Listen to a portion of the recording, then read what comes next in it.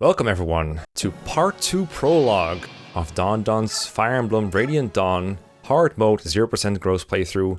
For now we leave the Dawn Brigade behind and below us because we're up in the sky with an all flyer team. Unfortunately in a hurry to get in touch with all of our LTC favorites, we left Don behind on the ground, but that's okay because I have a new co-commentator here and it's Pavise. How are you doing, Pavise? I'm doing great. Thanks for having me, Mekkah. You have incredible guests on here, super knowledgeable, incredible LTC speedrunners, and I'm glad to be among such incredible company, you know? You're very welcome here, Pavise. Now, the scenario we're dealing with is as follows. Leanne, the hero and princess, is up in the sky getting threatened by a bunch of angry Benyon Dracoknights trying to kidnap her.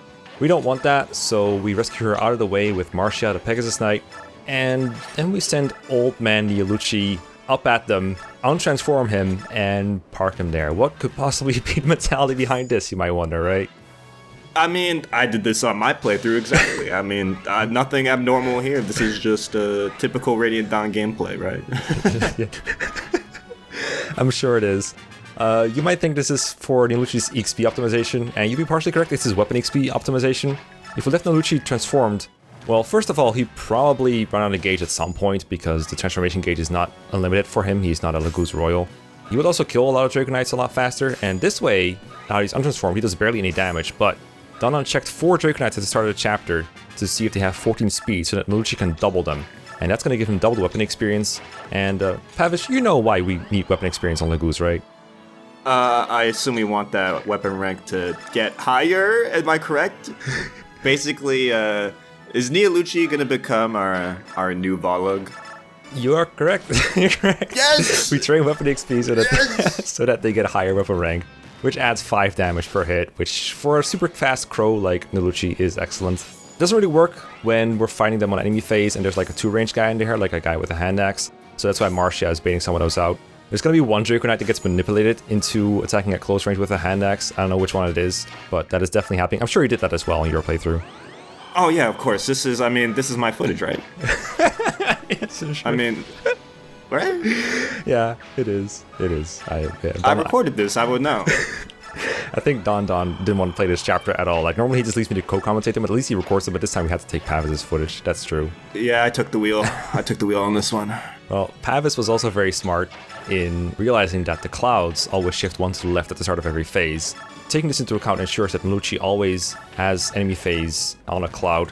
Normally, flyers don't have terrain benefits, but in this chapter the clouds do give 10 avoid to the flyers. Yeah, I mean, Crimean weapon patterns, I mean, they're critical to the strategy. I study them all the time. I saw this on the radar coming in, that it was all shifting to the left, and simple strategy after that. And our strategies are going to get even more simple as we recruit a new character, Har over here.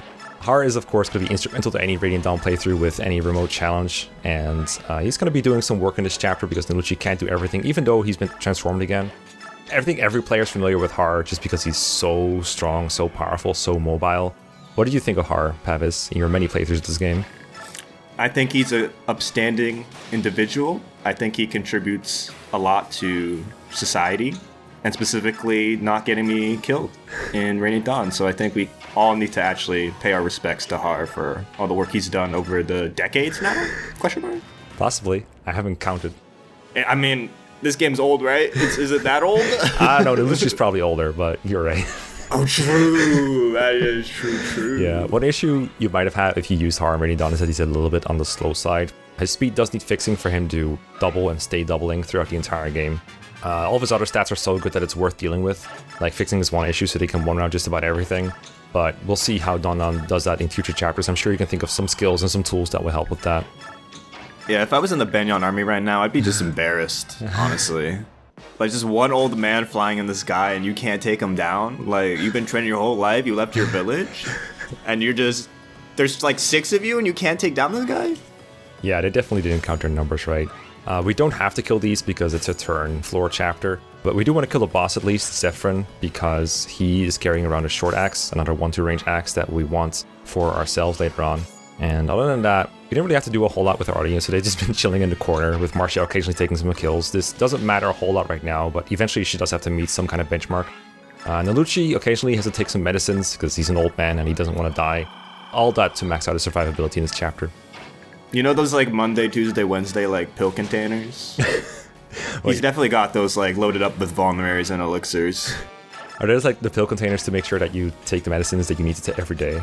Yeah, every day, yeah. He's got that under control.